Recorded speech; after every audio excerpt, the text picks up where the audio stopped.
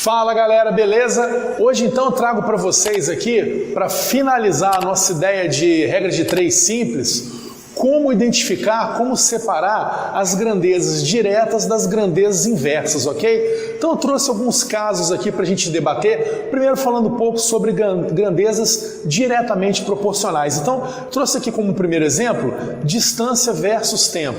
Então, como que eu poderia relacionar isso como uma grandeza diretamente proporcional? Então, imagina o seguinte, um amigo seu resolve fazer uma caminhada de um determinado bairro a outro, e essa caminhada ela leva em média 1 hora e essa distância é de 5 km, ok? Então, observaram os números?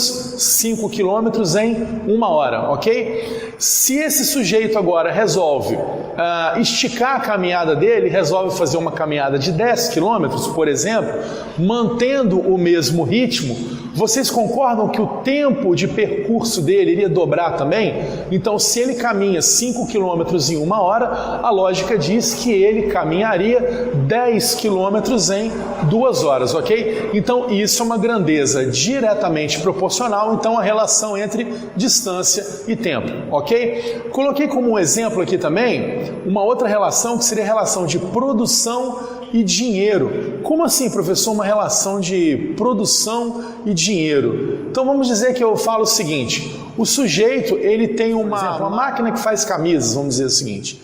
Então eu digo que esse camarada ele tem uma máquina em que ele produz 10 camisas por dia. Vamos dizer dessa maneira, 10 camisas por dia. E que o lucro dele, final, em um dia, seja de R$200, ok? Então, 10 camisas, ele consegue num dia lucrar R$200, certo? Se esse camarada, por exemplo, resolve triplicar a produção dele, ou seja, se ele passar de 10 para 30 camisas, automaticamente triplicando a produção dele, o valor que ele vai receber também será triplicado, ok?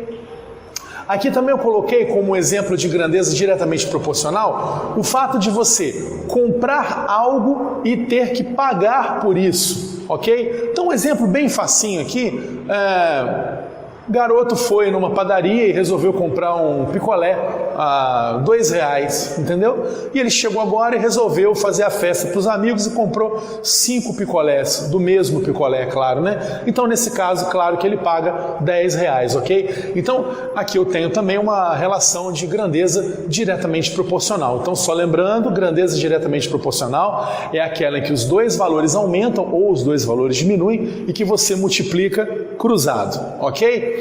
Agora falando um pouco da grandeza inversamente proporcional. Se você ainda não assistiu essa aula, assista. A gente fez uma aula já sobre grandeza inversamente proporcional, falando da moça, da Tatiana, que fazia uma viagem a uma velocidade média de 80 km por hora, ou melhor, de 60 km por hora, e que depois ela aumentava para 80, enfim. Então, todo exercício que envolve velocidade e tempo é uma grandeza inversa, ou seja, se o sujeito aumenta a velocidade, automaticamente ele vai conseguir chegar mais rápido onde ele deseja. Então, aumentando a velocidade, o tempo diminui, ok? E o contrário também, né? Se eu ando numa velocidade menor, ou seja, se eu vou mais lento, mais tempo eu vou gastar. Muito importante essa dica aqui, pessoal, força de trabalho relacionada a tempo. Então, todos aqueles exercícios que vocês já fizeram ou que vão fazer, que falam assim, tantos trabalhadores fazem um serviço em tantos dias, ou então às vezes fala lá, tantos pedreiros, eletricistas, carpinteiros, enfim, não importa a profissão. Falou uma coisa relacionada à força de trabalho com o tempo, eu tenho uma relação inversa também. Então, se eu tenho uma quantidade maior de pessoas realizando um trabalho, esse trabalho vai ser feito de maneira mais rápida, ok? Então, eu tenho uma relação inversa também. Essa dica aqui é muito legal, pessoal. A alimentação de pessoas relacionada a tempo. Então, eu já vi caindo em concurso, por exemplo, exercícios assim, um grupo de X pessoas foi fazer uma viagem, um acampamento, uma excursão e levou alimento suficiente para tantos dias. No início da viagem, mais X amigos resolveram se juntar a esse grupo e fazer a viagem.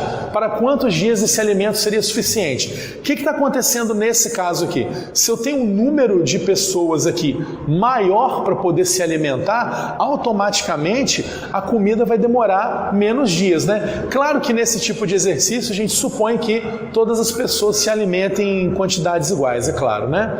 Então aqui, pessoal, fica a dica para você poder conseguir separar um pouquinho as grandezas diretamente proporcionais das grandezas inversamente proporcionais, ok? Eu espero que vocês tenham gostado. Se você gostou, deixe seu like. Se você ainda não se inscreveu, se inscreva no canal, manda suas dicas, suas sugestões para cá, que serão muito bem-vindas, ok? Um abraço e até a próxima!